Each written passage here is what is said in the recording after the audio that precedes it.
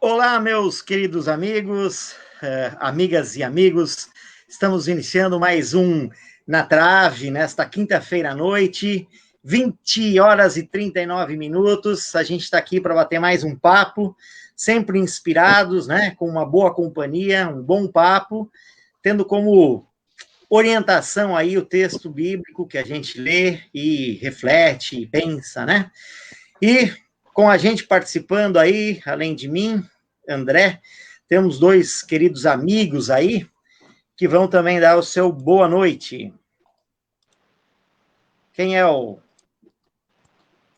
É o O Diego. Diego. Eu? Boa noite, pessoal que nos acompanha em mais esse Na Trave número 16. Sempre é uma satisfação e um prazer estar com vocês. Hoje vamos conversar um pouquinho sobre aquilo que eu digo que é a minha cachaça, né? Falar sobre teologia é a minha cachaça. Se deixar, eu fico falando por bastante tempo, né? Não sei se a gente fala coisas que prestam, né? Mas a gente fala, né? A gente fala. Então é muito bom estar com vocês aí e já de antemão já também pedir que você curta, compartilhe, envie aí pelos seus grupos de WhatsApp, no Facebook, enfim, onde você tiver, senta o dedo aí e compartilha mesmo, tá bom? A gente vai fazer esse programa ficar bem legal. Legal, o pastor Diego é bom propagandista. Eu não sou muito bom nisso, mas vou aprender com vocês, viu? Diz aí, pastor Denis. Boa noite, pessoal. É bom estar aí de novo, nessa noite para a gente conversar, para a gente aprender bastante, dialogar. Hoje que o dia de... Não é um dia tanto de comemoração, mas é um dia da comemoração, de lembrança da morte do reformador Martinho Lutero, né? Estou até com a plaquinha ali atrás, ali, para lembrar esse cara que modificou algumas coisas e tantas outras. E é um prazer ter vocês aí. O Diego já fez a propaganda, então vamos acompanhar, vamos curtir, vamos conversar. Que Deus abençoe esse momento também. Muito bom, muito bom. Eu estava procurando aqui um poema para essa noite, né? A gente sempre tem por hábito começar com um texto diferente, né? Alguma reflexão. Na semana passada, a gente homenageou esses dois queridos amigos, um curitibano de nascimento e outro curitibano de adoção, lendo o poeta o polaco Leminski, né? Hoje queremos homenagear os amigos mineiros que sempre nos acompanham. Estou pensando especialmente a Aline e o José Roberto, lá de Governador Valadares, que estão sempre compartilhando esse nosso momento aqui e estão sempre participando. Então, a eles é a nossa homenagem dessa noite, né? Minha esposa é de BH. Eles são de BH? A minha esposa é de Belo Horizonte. Ah, tua esposa, perdão, a tua esposa é de BH, beleza. Muito bom, muito bom. Eu acho que eu iria ler o poema mais famoso, o José, né? E agora José, mas eu não encontrei aqui, então eu vou escolher um outro aqui.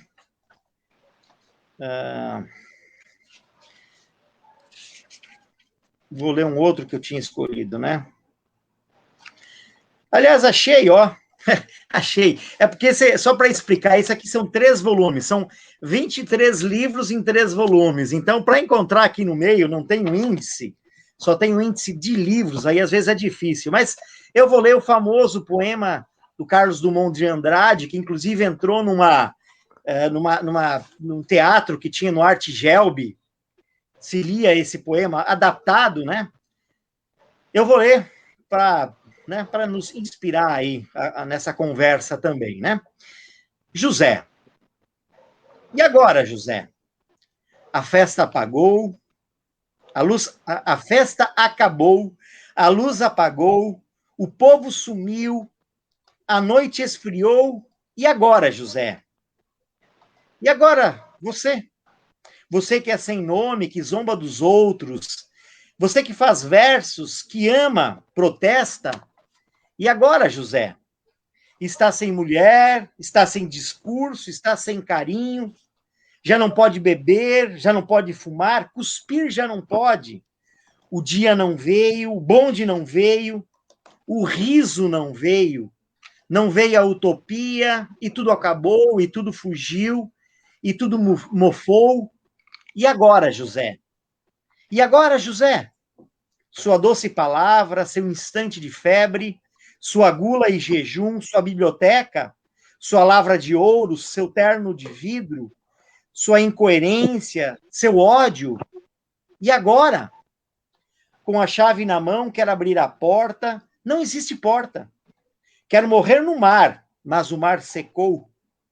Quer ir para Minas? Minas não há mais. José, e agora? Se você gritasse, se você gemesse, se você tocasse, se você tocasse a valsa vienense, se você dormisse, se você cansasse, se você morresse, mas você não morre. Você é duro, José. Sozinho no escuro, qual bicho do mato, sem teogonia, sem parede nua para se encostar, sem cavalo preto que fuja a galope. Você marcha, José. José, para onde? Creio que esse José é o próprio ser humano, né? Quando coloca a sua esperança em coisas assim, né? Como a lavra de ouro, né? A sua origem. Ah, eu sou de Minas, ou eu sou gaúcho, né? Mas Minas não existe mais, o Rio Grande não existe mais, né? A noite que você o dia que você esperava não veio, né? Mesmo que você gritasse, gemesse, né? Ainda que você tocasse a valsa vienense. Valsa vienense é uma valsa que dá uma profunda tranquilidade, né? E nem isso vai dar, então, tranquilidade ao José. Eu penso que é um pouquinho o retrato do ser humano agora, né? O retrato do ser humano que está tateando, está tentando sobreviver, aí se apega até a discursos, né? Ele fala ali, ó, está sem discurso, né? Você já não tem mais discurso agora. E é nesse meio, para esse ser humano que a gente tem que dialogar, conversar, levar uma palavra, né? O cristão tem uma compreensão de mundo. Será que, inclusive, a nossa compreensão de mundo, ela vai ter efeito? Será que as pessoas vão acolher essa compreensão que nós temos? Então, é com essa reflexão que eu gostaria de começar, então, esta noite. Eu não li a respeito desse poema, e ele é um poema dos mais conhecidos. Não sei se vocês têm alguma compreensão do Drummond que dá uma luz aí sobre esse texto. Se um dos colegas gostaria de comentar, pode comentar. É a famosa frase, me caiu os butiá do bolso, né? Que nem a gente fala no Rio Grande do Sul, né? Sim. Chega uma hora que os caminhos da vida nos levam por veredas, né? Que nos fazem perceber justamente isso, né? E agora, José, né? Estamos aí em ritmo de fim de carnaval, né? Ontem, quarta-feira de cinzas, entrando aí, né? E eu pela primeira vez, né, passei uma quarta-feira de cinzas, né, bem triste, por sinal, não ouvindo, né, aquela famosa frase, estação primeira de Mangueira, 10, né, pela primeira vez a gente não ouviu isso, né, e olhando para essa realidade que a gente está aí, e agora, José, né, é a hora que nos cai o butiá do bolso, é a hora que a luz apaga, as coisas acontecem e a gente fica, né, sem saber o que dizer, sem saber o que pensar, sem saber para onde ir, né. Tem uma música do Marcelo Nova, aquela banda Camisa de Vênus, né, quem é da década de 80 vai lembrar, que eu ouvi bastante agora nessa quarta-feira de cinzas, né, que ele diz, não há mais festa nem carnaval, acho que eu fui enganado, né. E é por aí, chega uma hora que você percebe na caminhada existencial que você está numa eterna quarta-feira de cinzas, né? E você precisa constantemente de alguém que te resgate, que te busque, que te traga para a vida em esperança, né? Sim. Eu só quero comentar, André, ali tem uma frase ali, né? Acabou a teogonia, próximo do fim do poema. Aham. Lembrando que a teogonia, a criação dos deuses, né? Um livro Uhum. que fala um pouquinho da mitologia grega e tal, e mexe com a religião também, né? Drummond tem que dar um toque religioso.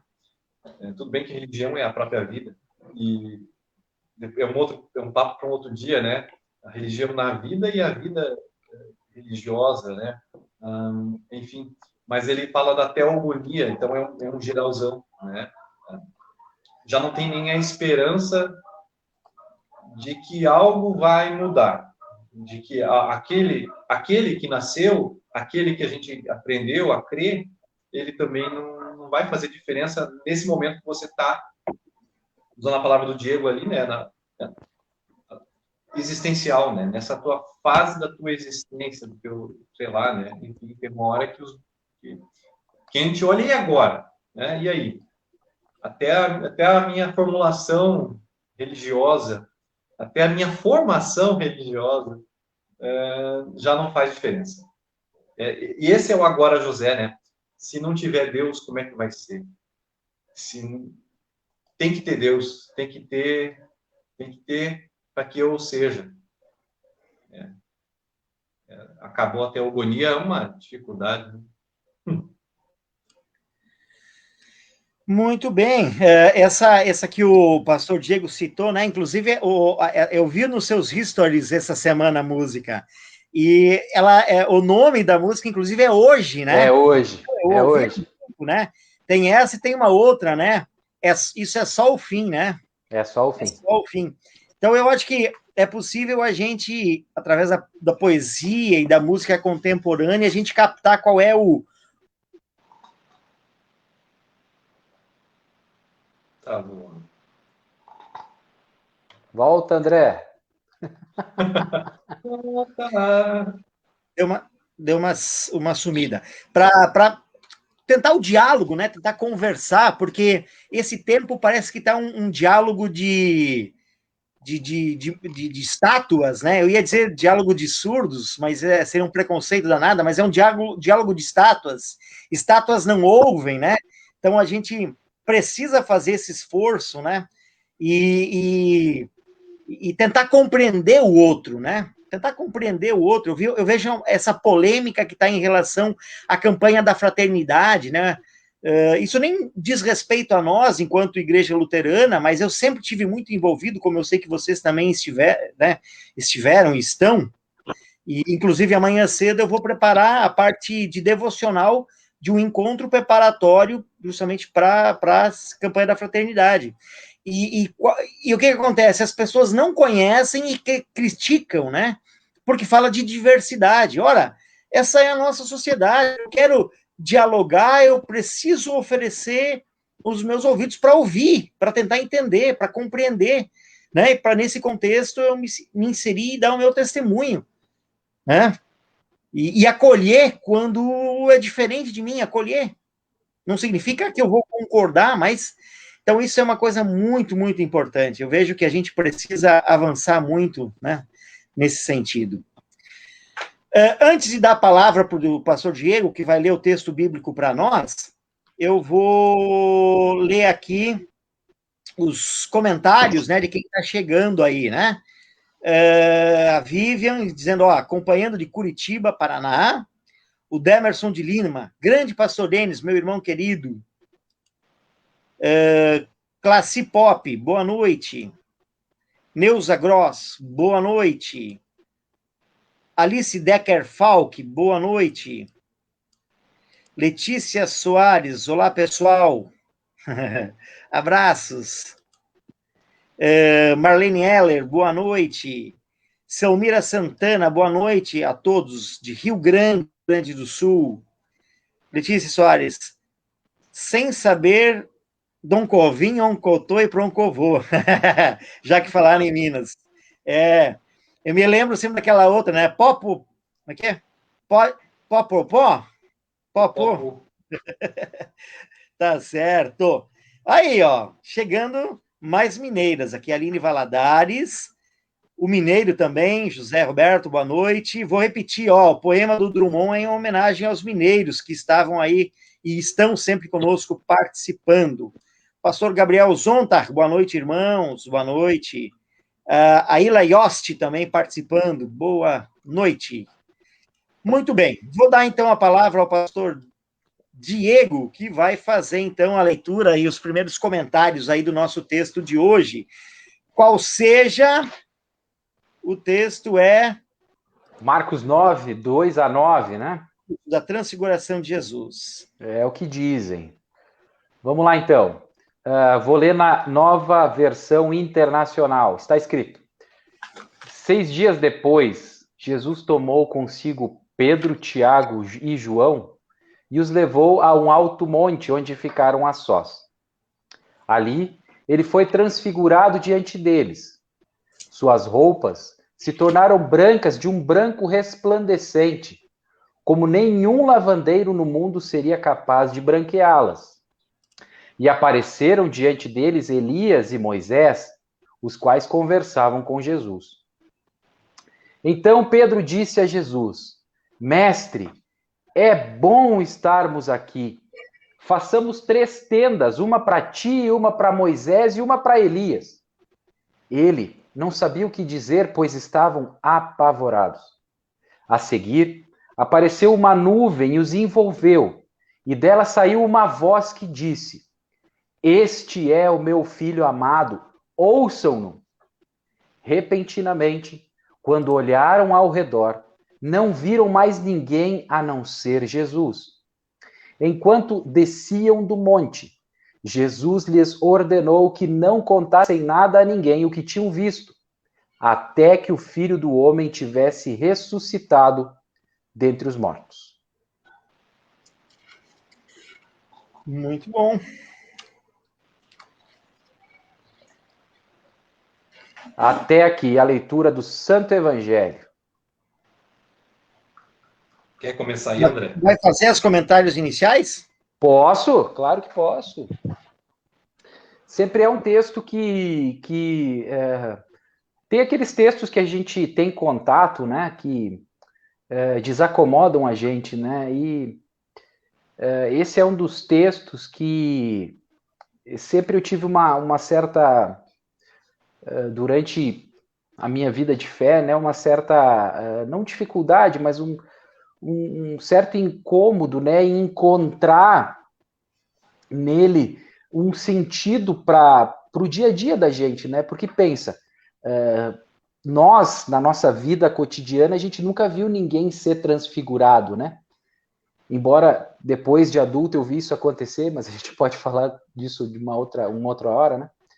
Mas normalmente a gente não vê as coisas acontecerem assim, né? E aí aquela grande pergunta que sempre move a gente a buscar as coisas, né? O que esse texto realmente pode falar para mim? O que esse texto fala para mim? O que esse texto fala para minha realidade? O que de fato a transfiguração de Jesus, né, que aconteceu especificamente lá, né, tem para acrescentar na minha vida de fé, né, no meu dia a dia, né? O que a mudança de aparência de Jesus, né, pode mudar para mim, para minha existência.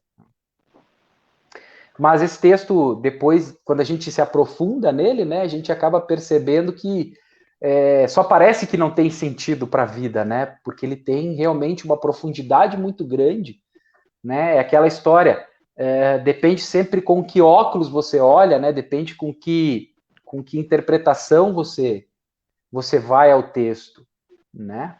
E, como sempre, alguns detalhes chamam a atenção, né? Eu gosto muito de perceber os detalhes, como sempre, me apego sempre aos detalhes, né? Eu lembro que no seminário, uma vez, eu fiz uma pregação de Romanos 6 e eu preguei só sobre uma palavra, né? Sobre o mas, né? Então, eu gosto muito de me apegar a esses detalhes e, a partir de detalhes, desenvolver o texto, porque as nuances estão nos detalhes, né?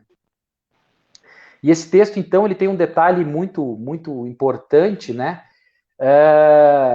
que diz que Jesus literalmente levou Pedro, Tiago e João para o monte. É como se Jesus tivesse pego eles pela mão, sabe? Tipo assim, Jesus pega eles e diz, não, vem cá comigo. Né? Não é simplesmente um convite, vamos para o monte, né? Hoje, quando a gente vê muita gente indo para o monte, né? Vamos ao monte consagrar, sei lá, vassoura para varrer o azar da sua vida, né? Vamos lá subir ao monte, consagrar, não sei o quê, né? O lencinho e tal, né? Também tinha um significado, né? Mas veja, é como se Jesus não só convidasse eles, né? Mas os pegasse pela mão e dissesse: vamos comigo, né? Vamos comigo porque eu preciso mostrar alguma coisa para vocês, né? E a pergunta que a gente se faz, né? Como sempre é bom a gente fazer perguntas para o texto. Por que será que Jesus teve que tomar essa atitude, né? De literalmente pegar esses camaradas pela mão e dizer, vem, né? Tipo criança, assim, vamos lá, né? Por que será que Jesus teve que fazer isso, né? Um pouco antes está a resposta, né? A resposta é que Jesus havia falado para eles que Jesus haveria de morrer e ressuscitar, né? Essa é uma chave muito boa para esse texto também, né? Quer dizer, Jesus havia falado para eles, olha, galera, eu vou morrer e vou ressuscitar, né? E como sempre, essa conversa ou esse papo de ressurreição, né, ele não soa bem para a gente, né? Ele não cai bem nos nossos ouvidos. Esse papo sobre morte, né? Sobre fim da nossa existência, que nem a gente estava falando, né? Aquela hora que de uma vez por todas e definitivamente os butiás caem do bolso, né? E pela última vez, né? Aquela última vez na tua existência que você vai dizer, e agora, José, né? Essa conversa ela nunca cai bem para os nossos ouvidos, né? E assim também foi com Jesus. Jesus falou para eles, eu vou ressuscitar, eu vou morrer, né? Eu vou ressuscitar. Só que esse papo, embora é interessante também que, né? Esses camaradas judeus que eram, certamente já ouviram falar sobre ressurreição, né? Já ouviram falar, né? Já haviam ouvido falar, melhor dizendo. Né? Não era algo novo. No Antigo Testamento nós temos relatos de ressurreição, de gente que foi ressuscitada. Né? Só que quando Jesus fala isso para eles, eles ficam meio perdidos. E aí Jesus pega eles pela mão e diz, então tá. Então agora eu vou oferecer para vocês uma experiência, né? Vou usar esse termo aí, antecipatória de uma ressurreição, né? Eu vou antecipar para vocês um momento, né? Um deleite aí, né? Do que vai acontecer ou do que pode acontecer, né? Na realidade de vocês. Então, para dar esse start inicial, né? Jesus pega eles, leva para o monte para dar essa experiência, esse deleite do contato com o divino. Talvez essa seja uma palavra boa para a gente conversar. Essa experiência de deleite deles, né, em relação a Jesus.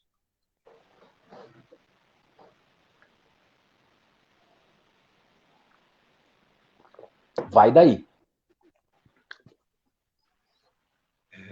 Nossa, o que você falou ali, eu não toquei nesses exemplos no final de semana também, porque eu peguei o texto do Antigo Testamento, né? Que é uma coisa diferente também, né? O Elias sendo levado aos céus, ou essa experiência já de ressurreição antecipada, só que ele fica por lá, né? Eu peguei uma curiosidade que eu, desde criança, eu vi em desenhos animados, quando vi filme também, e, enfim, em séries, que o Elias era levado numa carruagem de fogo, com cavalos de fogo, e ele entrava nessa carruagem e ia embora para o céu. E ele não, né, enfim, não morria. E não é isso que está escrito na Bíblia. Né? Em segundo Reis ali, segundo livro de Reis, está escrito que um redemoinho o levou. Né? Veio o cavalo de fogo, a carruagem de fogo, e o redemoinho levou. Então, é uma experiência a gente pode dizer isso, bizarra, né? É uma coisa bizarra, é uma coisa única, por isso também bizarra, é estranha para mim, foi estranho para o Eliseu, quando ele passou por isso, ele viu o seu mestre indo embora num redemoinho. Deixou a capa. Então, quer dizer, o Eliseu guardou aquilo para o resto da vida e ensinou para os profetas, os 50 que estavam ali também no Jordão e tal, e eles foram ensinando para a posteridade. Quer dizer, pode acontecer uma coisa bizarraça de alguém ir embora antes de morrer, né? Já tinha acontecido com Enoque, no Antigo Testamento também, mas aqui então Elias vai embora e não volta mais. Foi embora, foi transformado. Esse papo devia tá rolando há algum tempo. Agora vem Jesus e mostra o que é, né? Onde que o Elias está, né? Agora a gente vem para o Novo Testamento. Ó, pessoal, vocês ouviram falar do Elias? Beleza, ok. O Elias está aqui. E o Moisés? Bom, o Moisés também está aqui na história. E agora, né? É bom estar aqui, né? É bom estar aqui, beleza. E o Pedro, essa é a primeira parte. O Pedro, ele e os discípulos, né? Ele parece que meio automaticamente ele representa os discípulos também. Tem ali o Pedro, o Tiago e o João, mas é ele quem fala. Pedro, na sua representação, ele fala, ele quer falar, porque ele está apavorado. E eles estão, né? E aí? A gente morreu? É isso a morte? Está escrito que eles estavam apavorados, eles não estavam super felizes. A gente já viu alguma interpretação por aí dizendo isso, né? Não, estamos felizes, vamos ficar por aqui mesmo, é uma barraca. Na verdade, eles não entenderam, né? Eles não sabiam o que era, porque eles não era a hora deles ainda. Então, eles tiveram essa experiência e nunca esqueceram. Tudo isso ajudou também, obviamente, a caminhada de fé deles. Esse movimento de Jesus seguiu, eles morreram por isso, inclusive, e isso modificou a vida e o jeito deles verem as coisas. Por que Jesus fez isso? Não sei. É legal isso que o Diego falou. Pegar pela mão e, eu quero mostrar para vocês. Tem uma coisa diferente aqui. Ó. Vocês já ouviram falar de coisa bizarra? Então toma essa aqui, então. E Jesus começa a fazer outras coisas que são bizarras, né? Próprias de um Messias, né? Enfim, de um Messias verdadeiro, não um falso Messias, como a gente já viu e vê, enfim. Então, é importante a gente ver que Jesus cumpre uma certa profecia, né? Não está escrito, mas todo mundo espera ver alguma coisa diferente. Jesus já cumpre aqui para esses discípulos, esse movimento de Jesus que vai levar a palavra para frente.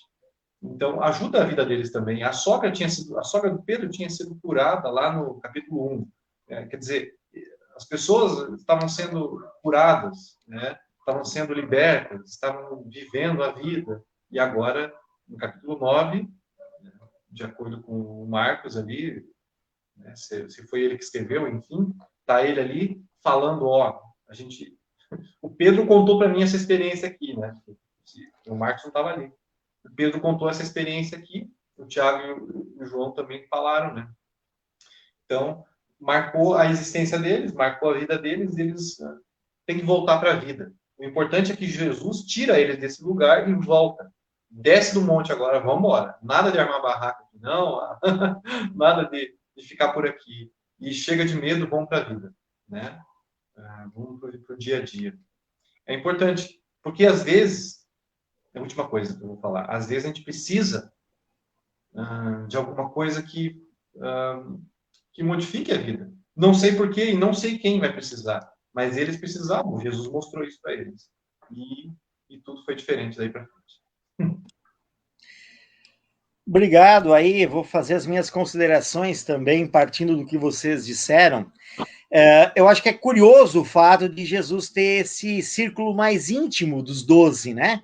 Ele tinha os 12, mas parece que esses 3 tinham um grau de afinidade maior. Mas por alguma razão, seja por afinidade ou por conta da experiência que eles teriam, João, por exemplo, vai ter a revelação em Patmos, né?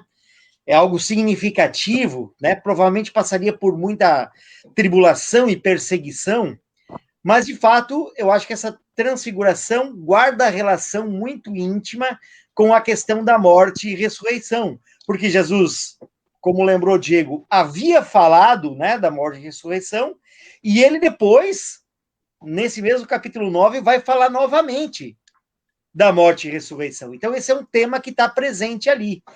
E, para quem esperava um Messias, a morte é né, a gente sabe o que acontece. O Brasil viveu, ao menos que eu lembre agora de memória, 2 experiências de lideranças, por exemplo, Antônio Conselheiro e o beato João Maria, em Santa Catarina, na Guerra do Contestado. E o que acontece com a morte dessa liderança? Se esvazia, some, né, desaparece. Claro que a obra de Jesus é uma obra divina, ele é verdadeiro Deus, então não precisaríamos temer esse risco, mas mesmo assim, Jesus permitiu a Pedro, Tiago e João essa experiência lá no Alto Monte, que serviria então de consolo, digamos assim, né? Era uma antivisão, um deleite. E eu quero tocar num ponto nessa questão do deleite, né? Eles, de repente, estão diante de uma visão que eles nunca mais viram. Jesus ressuscitado, talvez? Pode ser que sim, mas ali no Alto Monte, com a presença de Moisés e Elias, é uma visão bem diferente, né? De imediato, eu lembrei a visão que Estevão teve do céu aberto, né? Foi essa visão que eu tive, essa lembrança que eu tive, né, nisto aí. Então, a visão da glória, né? E, cara, nós precisamos de uma coisa. Às vezes a gente quer falar. Pedro era o primeiro, né? Ele era um tagarela. Ele era o primeiro a pedir a palavra, né? Eu fico imaginando naquela classe de 12, o Pedro não conseguia parar, tá sempre com a mão levantada para falar alguma coisa, né? Pedro parece que tinha necessidade de falar. E diante daquela visão da glória, ao invés de ele se calar e contemplar, ele quer dar uma resposta. Ele diz, não, vamos construir as tendas aqui, aí uma para Jesus, uma para Moisés, uma para Elias. Como é que ele sabia que era Moisés e Elias, né? Ele entendeu a conversa, o texto não fala, foi uma interpretação, Jesus disse para eles depois que era Moisés e Elias. A gente não sabe, eu não me aprofundei. Mas a presença de Moisés e Elias ali também é significativa, porque foram 2 lideranças importantes, né? Moisés foi o grande general que tirou o povo do Egito e guiou pelo deserto, teve a sua autoridade contestada em muitas vezes. Elias foi o último profeta que sobrou, todos os outros foram mortos, ele é o único que sobreviveu. Em alguns momentos ele pediu para morrer, né? Então tem uma razão para estarem ali. Um dos comentaristas diz que eles estavam falando para Jesus sobre justamente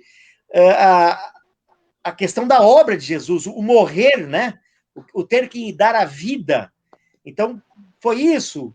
Não sei dizer, mas que a transfiguração tem a ver com um testemunho para aqueles discípulos de que aquele que estava diante deles era o Messias e que a morte não era o fim, mas que ele, sendo o verdadeiro Deus, como eles viram, iria então, ao final, ressuscitar, e aí toda a história que eles viram, foram testemunhas e ressuscitaram. Agora, eu quero fazer um outro movimento. Nos propuseram hoje, e de certa maneira eu também coloquei isso, né, o encontro com Deus na montanha. Um dos textos que eu li analisa quantas vezes há essa manifestação de Deus na montanha. E com Moisés isso aparece muito, né? Quando ele recebe os 10 mandamentos, então as nuvens como presença de Deus, trovões, né? Sempre no Monte Sinai. Então, o monte tem essa coisa da manifestação de Deus, dessa experiência de Deus. E aí eu quero refletir que com Jesus, ele mostra assim, olha, não é lá em cima que vocês têm que ficar. A experiência de Deus que vocês devem realizar é lá embaixo, junto com as pessoas. É junto com as pessoas. Pedro disse, não, vamos ficar aqui em cima, é bom estar aqui, né? Uma visão gloriosa. E Jesus, então, diz, não, é lá para baixo. E aí ele, inclusive, diz, olha, não contem ainda sobre isso. Não fale ainda, né? Guarda para você, viva isso, né? Esse deleite. Eu estava procurando uma palavra para dizer isso, esse contemplar. Eu acho que nós temos pouco esse contemplar, né? Então tem que contemplar a visão que teve lá em cima, mas aí que eu digo, e nós como luteranos temos muito mais isso, eu acho, que para oferecer, que é o seguinte, a experiência de Deus junto do povo. A experiência de Deus junto do povo. Por que raios Jesus, né? A palavra se fez carne e habitou entre nós. Porque Isaías fala, né, do Immanuel, Deus conosco. Então, Jesus, penso eu, propõe justamente o contrário do ficar lá no monte. Então, hoje eu diria, vamos buscar a Deus, o contato com Deus lá no monte. Não. É lá no meio do povo. Por isso que Lutero depois revê o seu posicionamento sobre casamento, sobre o monastério, e diz, não é lá que você vai experimentar Deus e viver Deus, mas é junto com o povo. E eu acho que, como igreja luterana, e eu falo agora uma autocrítica, olha, eu preciso muito mais ver essa experiência do povo, da cultura do povo, porque como é que eu vou testemunhar e vou traduzir esse evangelho, né? Porque eu preciso retraduzir. Hoje o pastor Diego leu a nova versão internacional. Nós lemos a nova tradução na linguagem de hoje, ou temos a nova Almeida, mas isto não basta. Nós precisamos traduzir de uma outra maneira ainda para o povo. E para permitir a nós essa experiência com Deus junto do povo, né? E a experiência do povo também com Deus. Então, e aí eu volto àquele tema que eu mencionei lá da campanha da fraternidade, que é um tema que está em ebulição, né? Eu queria, como igreja luterana, estar participando da campanha da fraternidade. Queria fazer essa conversa, essa discussão. Porque é uma oportunidade sem igual para discutir temas sociais, mas temas importantes que a palavra de Deus também tem uma resposta. E muitos deixam de dar crédito à palavra de Deus porque naquele momento ele está preocupado com exclusão, com a questão da discriminação, e eu estou só pregando de salvação, que é fundamental, é a primeira, é a mais importante, eu não tenho dúvidas e não nego, mas como eu vou falar de salvação se ele nem sente ainda a necessidade? Se ele está pensando agora que o inferno é aqui, por causa da exclusão, por causa de tudo isso? Então, creio que Jesus, nesse texto, ao dizer para Pedro, Pedro, não te anima não, nós não vamos ficar aqui em cima, nós vamos voltar lá embaixo, que é a nossa história. Eu penso que a igreja precisa sair do monte e ir lá junto do povo, né, com as pessoas. E quando usa a palavra povo aqui, nós somos povo, eu sou povo, mas vocês entenderam? É nesse contexto de dizer que, para aqueles que não estão comigo na minha comunidade, né, que tem a ver, então, numa outra palavra, o outro, né, que é povo também, né. Enfim, essa é a minha primeira contribuição aí. Antes de ver quem vai se animar para conversar, temos mais comentários aqui que talvez possam interessar aí nas próximas conversas, né? A Verônica Wilde diz, boa noite, como temos dificuldades em acolher o diferente. Verdade, Verônica. A Aline Valadares diz, é nóis, uai. Pois é, isso aí. Pastor Gabriel diz assim, interessante comentário sobre deleite. No meu sermão, fiz uma distinção entre ver a glória de Deus com e sem Cristo. No ateu, a glória é destruição, terror, medo. A face de Moisés é coberta. Ele teve que se cobrir porque ele estava resplandecente, né? Eu acho que é isso. Com Cristo, a glória de Cristo é deleite. Bom estarmos aqui. É uma experiência escatológica da graça. E aí ele diz o texto de Coríntios ajuda, né? Talvez de inimigos em amigos de Deus, é isso, né? Aí o pastor Gabriel continua assim, ó, no trilho do Denis, Descer do monte e a teologia da cruz. A glória brilhando dentro do vaso de barro. Ele deve ter trazido alguma coisa de seminário, é que eu não sei. Glória da cruz. A Letícia, e penso que não adianta falar bonito para o povo. O povo não quer discurso, isso afasta. A prática cristã verdadeira, com o mínimo de palavras, aproxima de Deus. O Leonardo, Moisés também descia o monte levando para o povo alguma coisa. Muito bem, muito bem. A tia Pepe, a Emma Friedrich, boa noite, pastor e família, amém. Então, queridos, quem quer... Diego, quer comentar? Eu tenho uma coisa que eu lembrei agora, mas eu talvez... Fala. Dá-lhe. Tá, assim, ó. Essa questão da experiência com Deus. Ponto. É o seguinte, Deus se manifesta, eu gosto de ver isso várias vezes, a gente percebe isso em elementos, né? A gente vê aqui a nuvem, tá? A questão da nuvem que desce, o poder de Deus se manifesta no redemoinho e não é só ali no segundo Reis, né? O Salmo fala de redemoinho, fala de tempestade, a palavra original ali é tempestade, que é uma coisa terrível, né? A tempestade mata, a tempestade amedronta, leva pessoas, né? Levou o Elias aí. Na série Vikings tem uma parte que tem nessa última temporada, eles estão, eu não vou dar spoiler, né? Mas eles estão basicamente no barco, os Vikings ali, não vou dizer quem que é, e daí vem o mar, né, a tempestade e tal, e leva a filha de um dos personagens, né, uma das personagens. Então, a tempestade, essa coisa dos elementos tem essa força. Deus se manifesta também no fogo, e esse fogo não queima a sarça ardente, não queima o Pentecostes, né? Quando Deus se manifesta dessa maneira. A água da vida.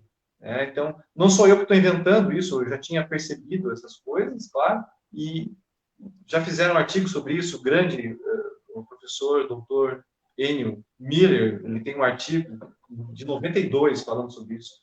Deus nos elementos da natureza. Tá, pastor, o que isso tem a ver?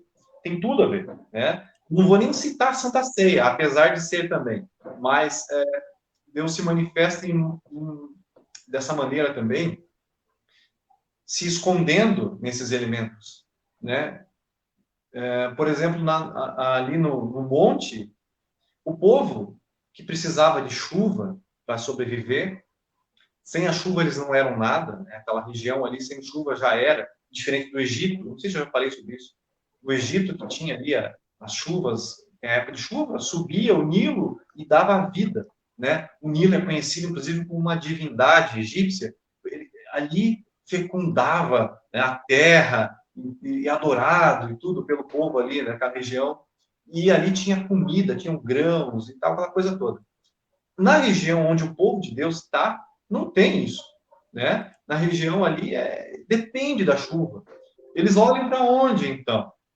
Para o céu? Bom, eles pensam que vai estar na montanha, a resposta para eles. Eles olham para esse Deus da montanha. Deus fala de lá, né? A ideia dos deuses lá, né, de religiões anteriores e tudo. Enfim, Javé é o Deus da montanha, ele que dá a chuva, ele que faz semear, e graças a ele que a gente está vivo. A minha subsistência depende dessa divindade, né? desse ser. Então, e ele é terrível. Se alguém olhar para ele, morre. Se você olhar para Deus, morre. Então, como é que ele se manifesta? Em Moisés, o que foi passado para o povo, né? O que foi passado para o povo o Deus desce numa nuvem, depois uma nuvem escura, trovões e raios e tal, uma trombeta, aquela coisa toda. Mas ainda assim, Deus se esconde ali para preservar o povo. Deus se esconde na nuvem. Deus se esconde na nuvem durante o caminho, no Egito, no deserto.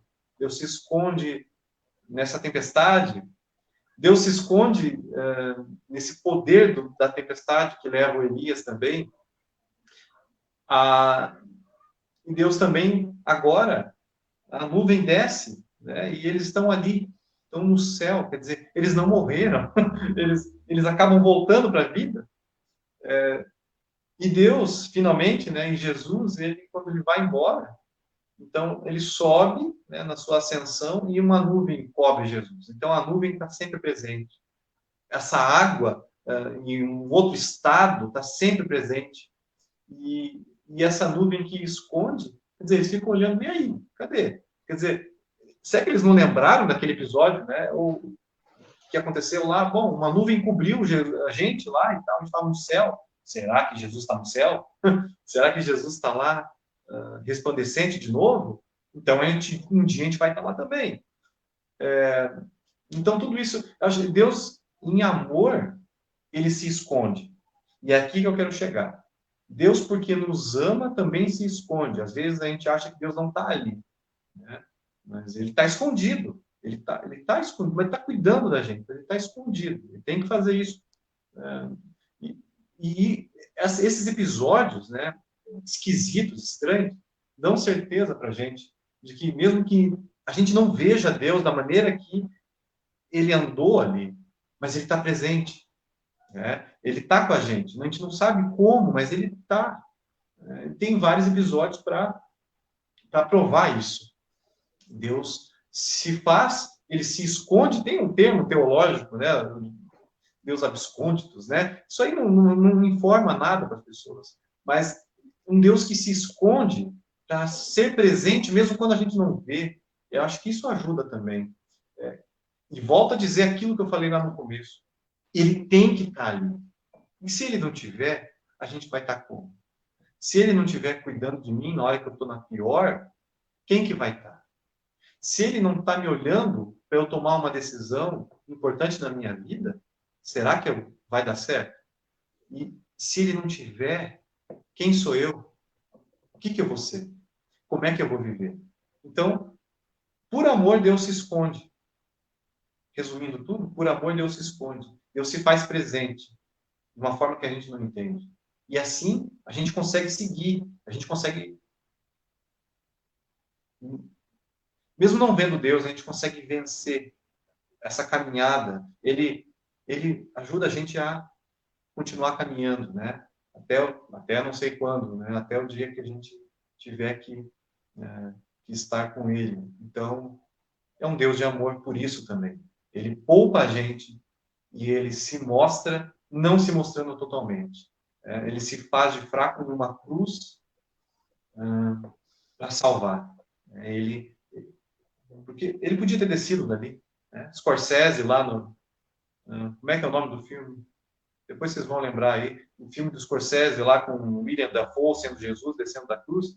Mas então, ele podia ter descido, mas ele não desceu, né?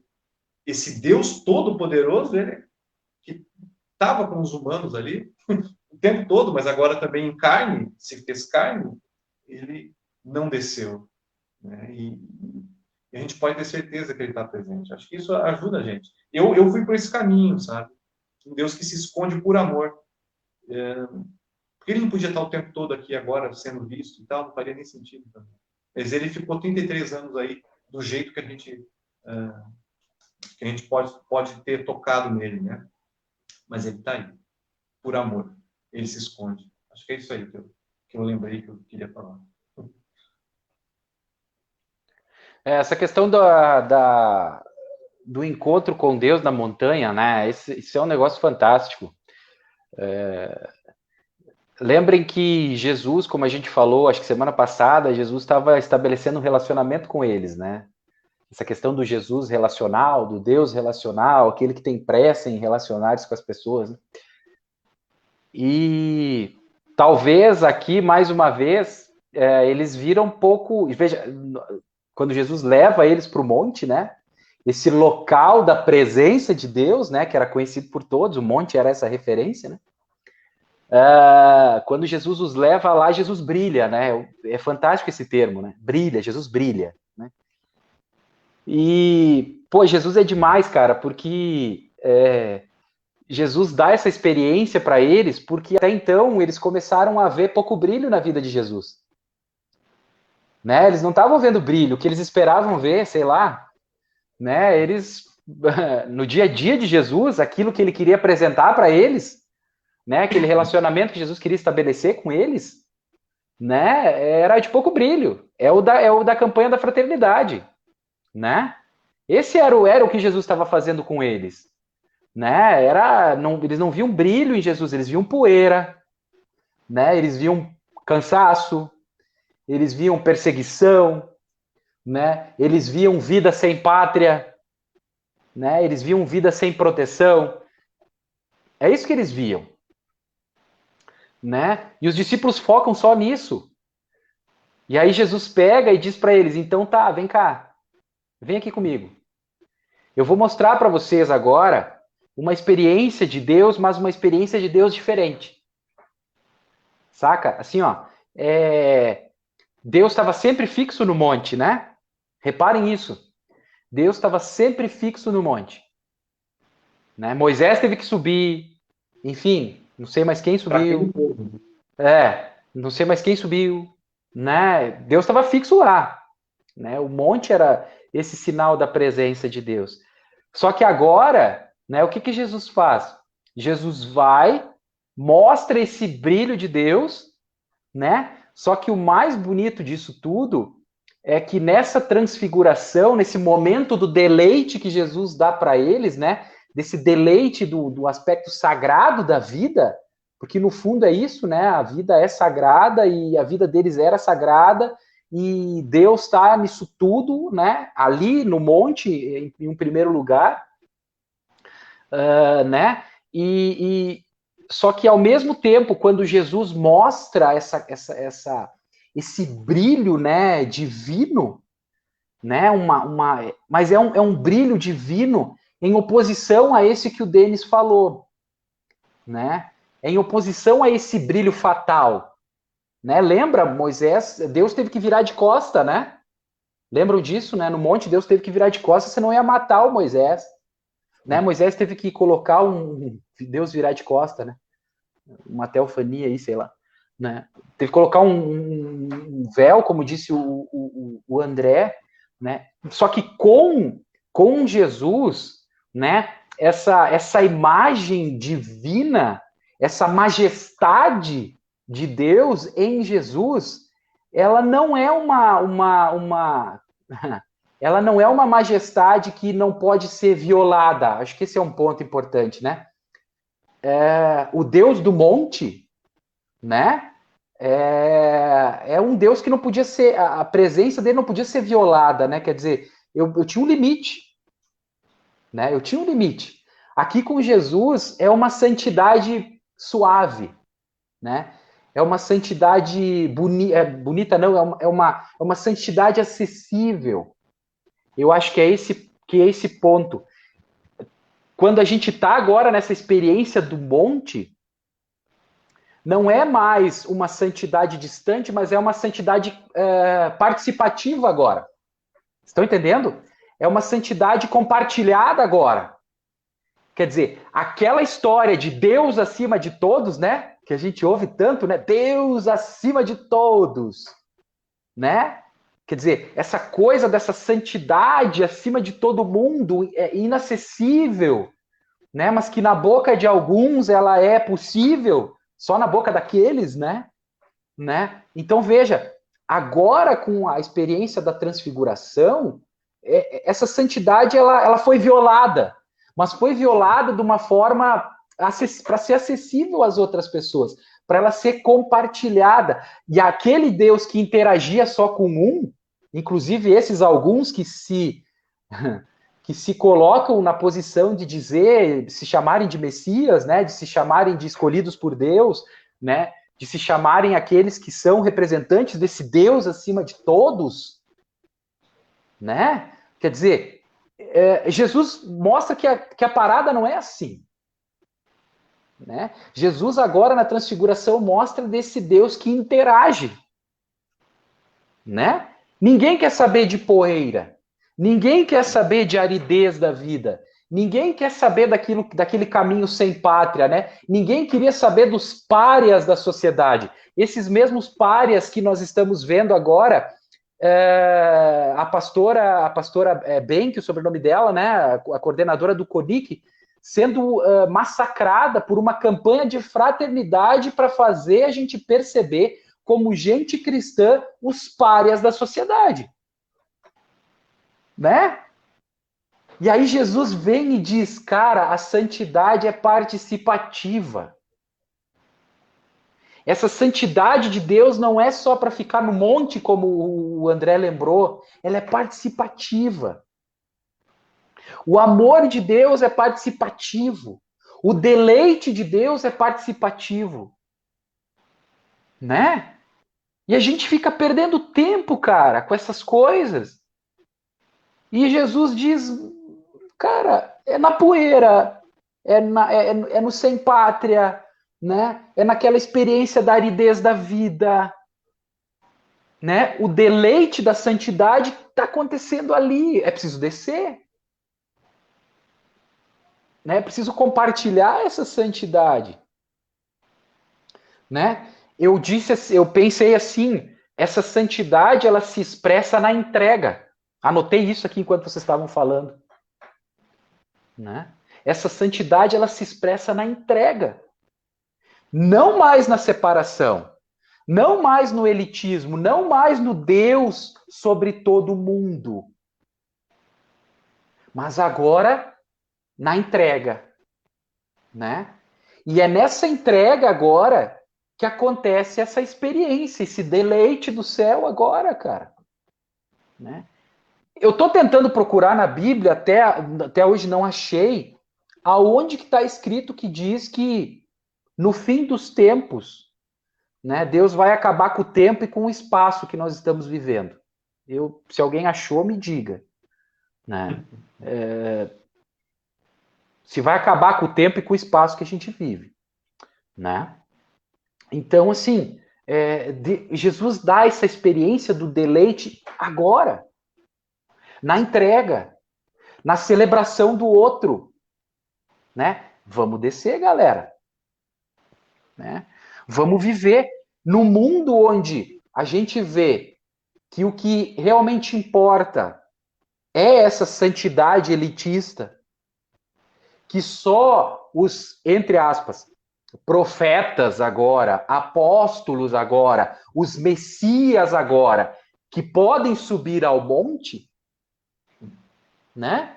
Nesse mundo que a gente está vendo essas coisas, dos escolhidos para determinadas posições, né? Só os escolhidos por Deus agora estão aí em cargos de liderança. Né? Essa é uma visão teológica. Diante disso, Jesus diz, é preciso descer. A santidade, ela se dá na entrega. A santidade, ela é participativa. A santidade, ela é compartilhada. Acabou esse negócio, meu irmão, de véu que separa. O véu foi rasgado. É o próximo fim de semana, o texto, né? O de sábado aí, né? Quer dizer, não tem mais isso, irmão. Né? O céu foi rasgado. Né? Quer dizer, a coisa tá. Jesus diz isso, né? No mundo onde a gente. No mundo, né? O mundo, como eu digo, é bom, né? Na realidade que a gente está vivendo, onde o que importa é luxo, poder, glória, santidade, elitismo, né? Jesus vem e como é que João diz lá, né? No mundo onde tenta espiritualizar tudo, João vem e diz: o verbo se fez carne. Né? É preciso descer. Pedro, você é um camarada muito legal. Só que, meu irmão, não fala o que você não sabe. Não vai rolar a tenda aqui. Não vai rolar a tenda aqui, irmão. Nós vamos construir a tenda lá embaixo. É lá. É na entrega, sabe? É no celebrar a vida do outro. É ali que a gente vai encontrar agora tudo isso. Né? É ali que a gente vai compartilhar a santidade maravilhosa de Deus. E aí, às vezes, a gente fica procurando montes na nossa vida, né? Todo mundo os procura, né? Todo mundo procura esse deleite aí, né? Pô, cara, quem é que não queria estar lá, né? Esses dias eu ouvi um cara dizendo aí, eu já fui ao céu, né, e tal. E aí eu penso assim, todo mundo quer isso, né? Só que Jesus diz, camaradinha, não vai rolar. Sabe por quê? Porque o deleite agora, ele tá na aridez. O deleite agora tá aqui. O deleite agora tá na celebração da vida do outro, ainda que seja uma vida diversa da que eu, né? Dos meus valores, uma vida que... Mas é ali que eu preciso viver essa santidade agora. Né? É justamente com aqueles que são párias da sociedade que Jesus me chama a viver essa santidade. Compartilhar essa santidade. Né? Experimentar esse deleite maravilhoso que Deus nos dá do céu. Né? E... Meus camaradas, eu acho que... tô falando que nem meus camaradas. Né? Eu acho que... Onde é que você pensa que tá? Né? Eu acho que a gente encontra olhar para o brilho de Jesus, né? A gente encontra esse brilho de Jesus hoje, né? Vou me arriscar a dizer, né? Não mais no monte, né? Mas a gente encontra esse brilho de Jesus nessa realidade vivida aí que a gente tem, né? E compartilhar, então, né? Participar da santidade de Deus, né? Não mais de uma forma elitista, mas de uma forma cooperativa, né? Talvez seja uma boa palavra. Rapaz, eu queria falar muito mais, mas já deu 1 hora. Como é que faz aí? Quando eu vi que parou 1 hora, vai embora. Tá. Quando você falou aí de ver, né, que justamente a minha fala também foi nesse sentido, né, de encontrar, né, junto ao povo, você falou isso, né, a face de Deus, né? Me lembrei de uma música que eu curtia na década de 80, de uma banda chamada Inocentes. Eu vi a face de Deus pichada no muro. Então é isso, né? Nós, seres humanos, criados à imagem e semelhança de Deus, e por que que alguns, né, têm a sua vida, a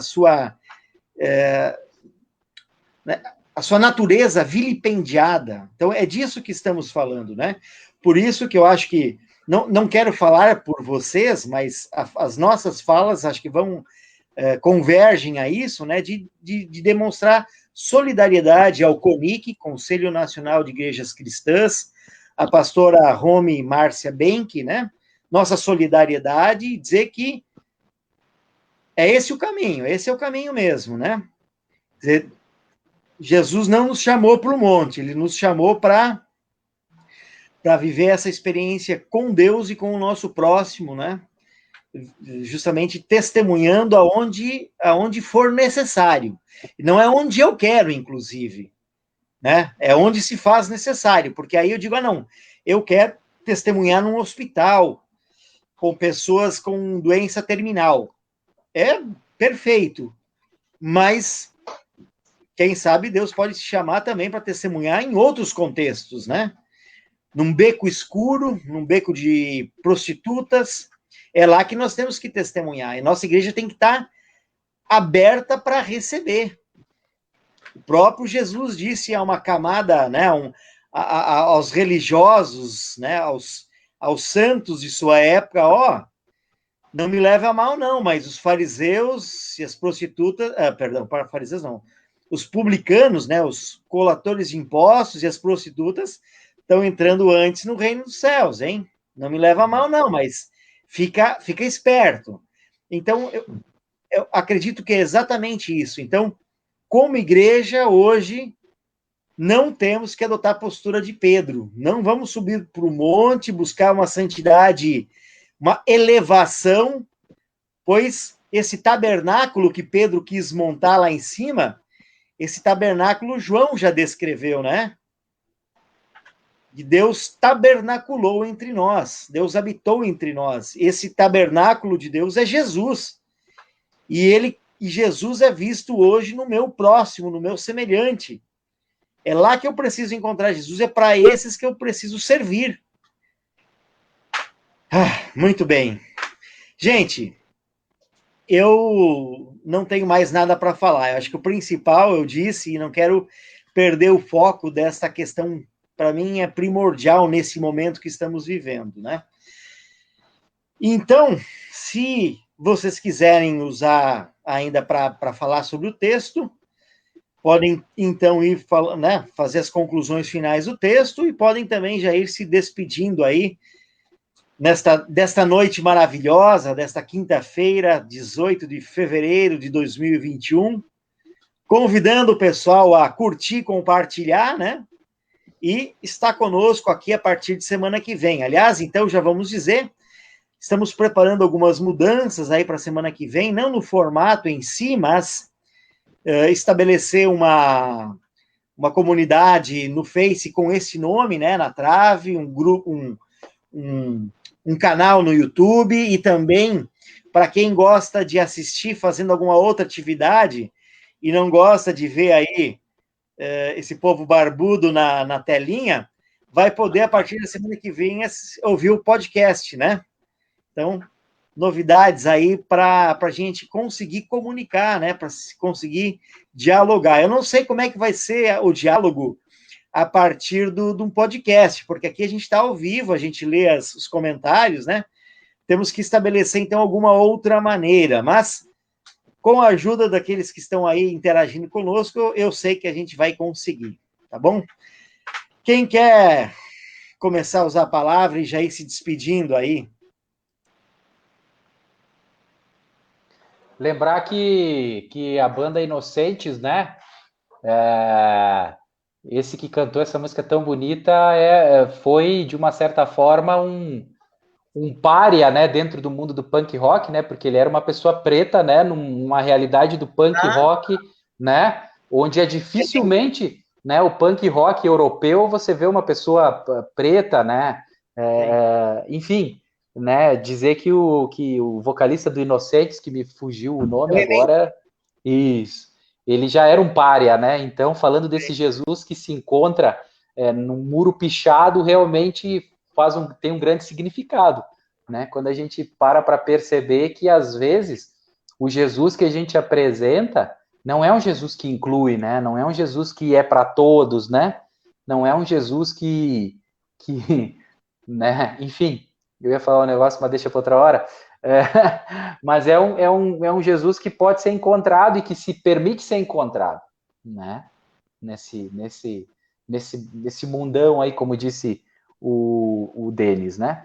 Mas com isso, então, eu já vou terminando por aqui, né? Agradecendo a presença de vocês todos e todas que estiveram conosco aí, né? Reforçando aí a fala do nosso amigo André, né? Nosso irmão André, que nós temos novidades aí, você vai poder acompanhar esses programas. Eu acho que a gente tem que manter esse formato assim mesmo, né? Mandar ver lá, editar só alguma coisa, mas você vai poder ouvir no seu Spotify, no seu Deezer, aonde você quiser, né? Esse formato de programa, como se fosse um programa de rádio, né? Você vai poder ouvir isso depois, durante a semana. Então, também nos ajude a divulgar isso, né? Esse formato aí de podcast, né? Que podcast é um programa de rádio, né? Para você ouvir, um programa de áudio, né? Para você ouvir aí quando você quiser, tá bom? Com isso, então, eu agradeço, né? Reforço o convite para estar conosco semana que vem. Que Deus abençoe vocês e todos e todas. E precisando de cada um de nós aqui, né? Nós estamos à disposição. Hoje nós temos tantos canais aí de comunicação, né? Vocês têm o Facebook aí, tem o meu, tem o do pastor André, tem o pastor Denis, né? Precisando, querendo conversar, querendo dialogar, né? Querendo tirar dúvidas, né? Eu não concordo com isso, né? Nos procure, converse conosco, né? O caminho do diálogo sempre é o melhor caminho, né? Às vezes a gente tenta furar o caminho do diálogo tomando atitudes de denúncia, né, enfim, de palavras rudes, né, de desentendimento, e um diálogo às vezes resolve tudo. Então, se você tiver alguma dúvida, se você não concordar com o que a gente falou, sinceramente nada. Nós nos preocupamos com isso e queremos ouvi-los, né, e ouvi-las, e estamos prontos para ajudar sempre. Um abraço, fiquem com esse Deus, né, de uma santidade compartilhada, e compartilhem essa santidade aí, que a transfiguração, aquela que acontece dentro da gente, né, ela apareça, né, apareça. Não basta ser só dentro. Jesus nos mostra que ela tem que ser para os outros verem também. Valeu. Eu queria começar falando do diálogo, né? A gente mantém diálogos, né? Tem pastores pelo Brasil, pelo mundo, mantendo diálogos com outras denominações. Alguns mantêm diálogos também com outras religiões. Diálogo não é concordar com tudo. Diálogo é ouvir o que a pessoa tem para falar, respeitar o que ela tem para falar, né? Eu discordo, ok, né? A tua posição é a tua, a minha é a minha, e a gente, com respeito, a gente vai dialogar, e assim a gente vai crescer, e onde for possível, a gente vai trabalhar junto. Isso é diálogo. Aqui em Santa Maria, nós temos a Fraternidade Ecumênica de Igrejas Cristãs, né? Eu faço parte, com a Igreja Episcopal Anglicana, com a Igreja Católica, com a Igreja Luterana de Confissão, né? Confissão Luterana, com a Metodista, e a gente tem esse diálogo, né? Eles me acolheram muito bem aqui em Santa Maria também, eu me sinto muito bem aqui, eles são amigos, né? Posso dizer isso. Dom Francisco é um grande amigo aí, o pastor Reinaldo da SLB também. Reverendo Eduardo, um abraço para ele, eu sei que ele está ouvindo também. Então, é um prazer fazer parte de um diálogo. A gente não faz parte, nós como denominação luterana, não fazemos parte do CONIC, mas a gente não quer dizer que a gente não vai apoiar o que eles estão fazendo. Por enquanto, a gente não faz parte do CONIC. Quem sabe um dia, através do diálogo também, a gente pode fazer parte ativamente, quem sabe, de ações, né? As novas gerações estão vindo aí, né? E a gente está junto. Se precisar, a gente vai dialogar. Outra coisa que eu queria falar é o seguinte, ó. Vamos atualizar a linguagem. Se na época de Jesus e antes disso, na época que ele, né, andou aí, tinha as viúvas, os órfãos, esses eram os esquecidos, os estrangeiros. Bom, estrangeiro nós temos hoje aí também, né? Mas quem são as viúvas e os órfãos hoje? Já se perguntaram isso aí? A gente não conversou sobre isso hoje, mas os irmãos aí, ó, o Diego e o André, garanto que vão colocar também pessoas LGBTQI+, como viúvas e órfãos e estrangeiros. Vão colocar também o pessoal que, eu não vou dizer em situação de rua, porque ninguém mora na rua, eles moram na calçada. Eles moram na calçada, eles não moram na rua. E esse pessoal tem que ser respeitado, esse pessoal tem a sua sacralidade também, são seres humanos, e crentes ou não, são potencialmente também já salvos, e eles também têm que ouvir a palavra. Quem que vai pregar lá? Quem que vai meter a marreta lá naquelas pedras onde eles podem se acomodar ou não? Né? Eles estão embaixo da ponte também. E esse pessoal, a gente muitas vezes finge que não vê e esquece. Eles são, hoje, as viúvas e os órfãos. Vamos começar a pensar, a gente está indo bem, a gente está com o nosso caminho, temos as nossas ideias, identidades. E aí? Vamos caminhar? Vamos trazer também algumas ideias boas para a gente começar a fingir que não está vendo e começar a fingir que trabalha também nesse sentido, para, quem sabe, realmente a gente trabalhar com todas as pessoas, para ser Cristo para todos de verdade, né? Não apenas um slogan. Acho que o slogan faz bem, se você caminhar rumo ao que você está dizendo. Isso é verdade. Né? Você falar a palavra e não viver, e não fazer aquilo que realmente está dizendo, você está mentindo. E quem que é o pai da mentira? Né? Estou dizendo isso porque hoje em dia está na moda. Eu vou acabar com... Eu não sei, eu queria falar bastante coisa, eu não vou falar. Mas assim, ó, tá na moda falar besteira em rede social, falar palavrão, tá na moda, é super bonito isso aí, para alguns. É super bonito mentir também, em rede social e na vida real. Tá bonito isso. Gente, mentira, quem é o pai da mentira não é Jesus não, viu? Fiquem espertos aí, ó, não sejam enganados aí, tá? Esse é o recado e a dica do dia, e da semana, e da vida, né? Mentira e palavrão é bonito para um outro grupo, não para nós, tá? E o que eu ia falar mais? Acho que é isso aí, senão eu vou me alongar muito e vou caminhar numa lama, num pântano que não vai fazer bem.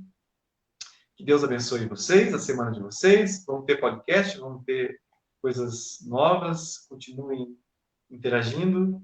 Obrigado pelo tempo de vocês e vamos dialogar, pessoal, tá? Vamos conversar, não vamos ser agressivos. Isso aí não é diálogo, beleza? Grande abraço. Deus nos abençoe. Muito bem, deixa eu ler os últimos recados aqui. Querida irmã Eunice Litt, lá do Espírito Santo, é isso aí, eu ficar só nas quatro paredes de um templo, né? Aquela crítica a ficar, né, só no nosso grupinho dos eleitos, dos santos, né? Jesus nunca fez isso, né? Ao contrário, ele foi recriminado por estar entre os ditos pecadores. Leda Tessman, boa noite, pastores. Muito boa explicação. Sou de Canguçu, Rio Grande do Sul. Legal, dona Leda. Obrigado pela sua participação. Querida amiga lá de São Paulo, Eliana Brick. Boa noite, queridos pastores. Assistindo e compartilhando de São Paulo, São Paulo. Que legal. Ela lá da Redentor. Maria Wolfgram, boa noite. Ótima explicação sobre descer do monte. Que legal. Nosso mineirinho amigo José Roberto, muito bom ouvi-los. Muito boa a sua participação, José. Opa, olha aqui a Renata. Isso aí, show de bola. Continuem firmes nesse projeto. Amém. A dona Eunice ainda complementa. Ó, é tão significativo esse diálogo que no céu não vai ter o cantinho de cada religião ou igreja, mas de Cristo, exatamente. Né? Lá não tem esse cantinho de luterano, cantinho de católico. E a Maria Wolfgram diz assim, é isso, pastores, muito bom, parabéns.